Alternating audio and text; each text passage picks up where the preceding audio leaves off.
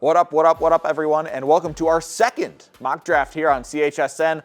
Last week, we took a look at offensive line only. This time, we're looking at the other side of the ball. We're staying in the trenches, defensive line only mock draft, because guess what? The Bears need to improve their run defense. They need to improve that pass rush, and you do that in the trenches. So we are starting PFF. This is the board we're using, and the way things are right now, the Bears are slotted with the number 9 overall pick. So we are going with Nick Scorton, an edge rusher from Texas A&M with that number 9 overall pick. Now, here's his stats, his specs, if you will. 6'4", 285 pounds. He's a big dude. That would make him the heaviest defensive end on the Bears right now if he was on the team. And scouts commend his heavy hands that kind of go with that size, right? The way he's able to shed blocks. They love his heavy hands, that explosive nature with which he engages blockers. He led the Big Ten with 10 sacks for Purdue last season. That was before he moved over to Texas A&M.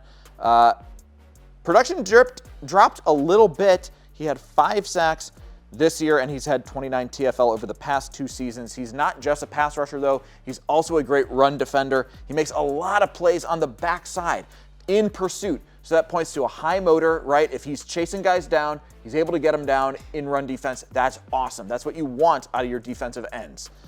Okay, number 37, we're going for a guy who was at Texas A&M and then transferred to Ole Miss. That's Walter Nolan, who is a defensive lineman for Ole Miss. Now I say defensive lineman because this guy lined up everywhere from nose tackle all the way out to the edge. But for the most part, he lined up in the B gap. So in the current Bears defense, that'd be really the 3 tech. So that's kind of his bread and butter. Now, the deal with Walter Nolan, he is athlete. He's a smaller guy, but scouts love his quickness and they love his explosiveness. That is the word that comes up over and over again. Explosive and quick.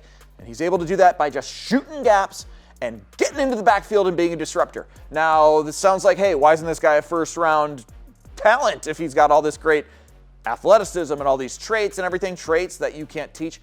The production, for whatever reason, isn't quite there. Over the past 2 seasons, he has only had 10.5 sacks and 23 TFL, but you are drafting him based off that athleticism, based off those traits that you simply can't teach. Okay, now for the number 41 overall pick, we are sticking with Ole Miss because guess what? Ole Miss had one of the best defensive lines in all of college football. And we are going with Princely Umanmielen, who is an edge rusher for the Rebels, and he is similarly a guy who transferred to Ole Miss from Florida. Now, some people thought last year Princely Umanmielen was going to be a day 2 talent, but he decided to transfer to the Rebels instead. And it seems like it was a great move because his production went up. He is a speed rusher. He is the bendiest guy in the group. Out of all 3 guys, he's the one who really bends off the edge the best. And he's, again, got a high motor. This season, 10.5 sacks, 13 TFL. As I was saying before, he's a guy who has just been trending up through his 3 seasons in college football. In 2022, he had 7 sacks and 12 TFL.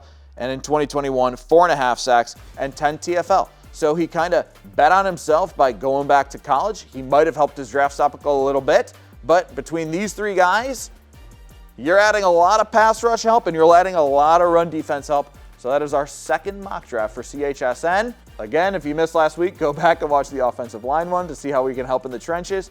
And as always, for all your Bears coverage and now all your NFL draft coverage, keep it right here, CHSN.